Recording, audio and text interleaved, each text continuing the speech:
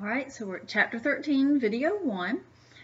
With this chapter, again, we're still kind of looking at some cultural things that were happening in the United States at this time. In this first part, we're looking at some different ideas that were going around. We had talked before about the Enlightenment and how the Enlightenment was a greater emphasis on reason and scientific observation and so forth, and a little less emphasis on some different aspects of religion. But there were, in that time period, there were some enlightened folks who looked at religion a little bit differently as well. And you have, for example, Jefferson and Franklin, who looked at religion differently. And they, their perspective of religion was that God had created the world and then had left it alone and didn't have any relationship with the world after that. So they would look at the Bible as being a collection of stories that you could learn lessons from, but certainly not handed down by God. And they looked at Jesus perhaps more as a prophet or wise person, but not the Son of God, because if God does not have a relationship with the world that he created, he would not have sent his Son down. Some of these ideas are going to catch on in the early 1800s and spread. There was a church formed called the Unitarians who preached about the oneness of God, meaning that he is, God as a creator God, but not God, not the Trinity, no Son and no Holy Spirit. They also preach about the benevolence of God, that everyone will harmonize with God and come together with God eventually, that nobody is going to burn in hell for all eternity. They stressed following your conscience and reasoning out your decisions rather than following a religious creed or following an interpretation of the Bible as well. And for whatever reason, the Unitarians appealed to wealthier people at the time. Then you have the Universalists who appealed to poorer people for whatever reason, but they practiced a lot of the same, or at least preached a lot of the same ideas as the Unitarians, that God is too merciful to condemn anyone to eternal punishment, that everyone will ultimately harmonize with God. Today, these two churches are combined to be the Unitarian and Universalist churches. Now, not everybody agreed with that idea, and so some people who were uncomfortable with some of the enlightened ideas, the Enlightenment ideas about religion, will kind of go the other way, and we'll see a second Great Awakening come about. This is where the Baptist Church is going to develop and spread in the United States, and the Baptist Church has very simple doctrine and a simple organization, which means each church picks its own minister and kind of runs itself. That's what I mean by a simple organization. They do teach that everybody can be saved, but that you choose it of your free will. They do also preach about adult baptism. You're choosing to be baptized as opposed to babies being christened and so forth. But they do believe that everybody can be redeemed and saved, and that's what they were preaching at the time. We also see the development and expansion of the Methodist Church in the United States at that time as well. And they followed a lot of the same ideas as the Baptist Church. They do have a more complicated organizational structure where it's not controlled within each Methodist church. There is an overall Methodist church organization that is involved, but they also believed in salvation by free will.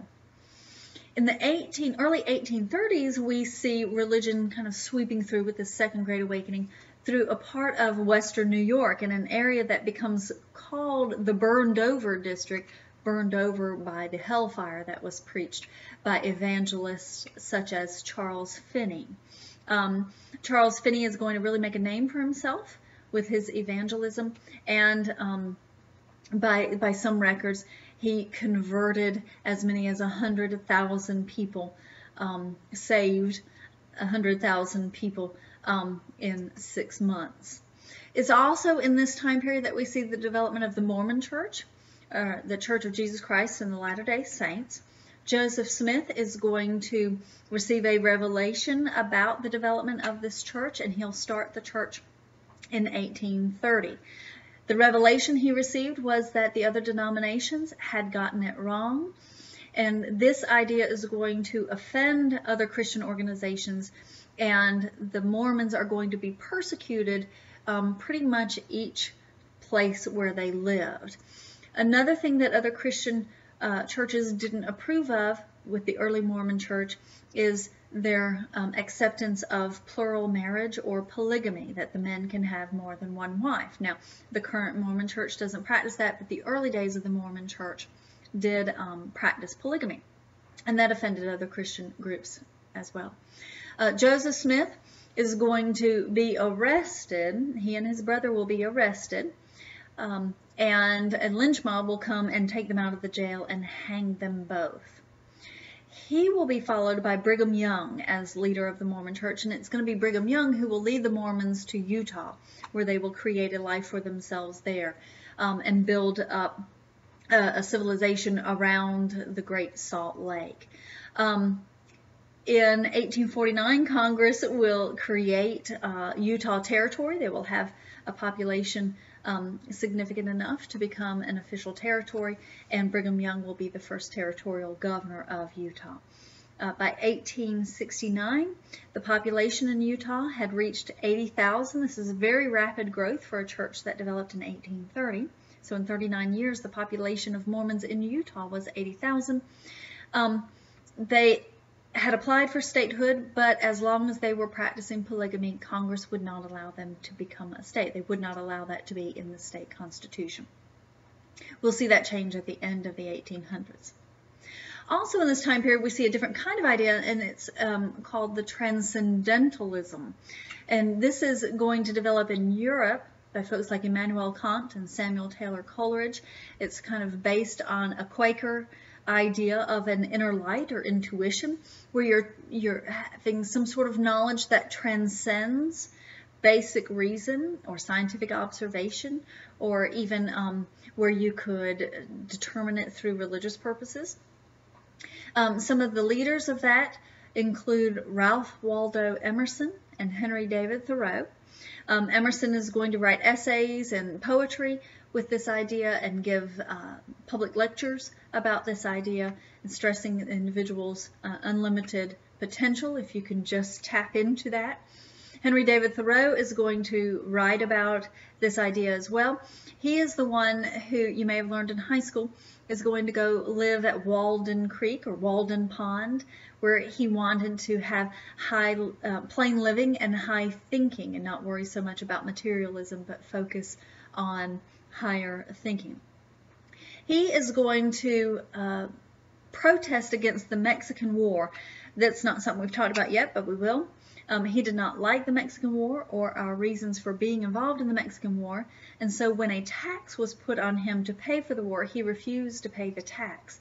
And he wrote something that we now call civil disobedience, which puts forth his idea that if the government asks us to do something that we consider immoral, we are to disobey that law. We'll see that idea carry forth to Gandhi and Martin Luther King.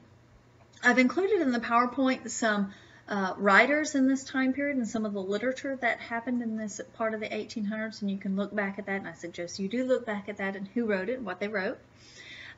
We also see the expansion of newspapers in this time period.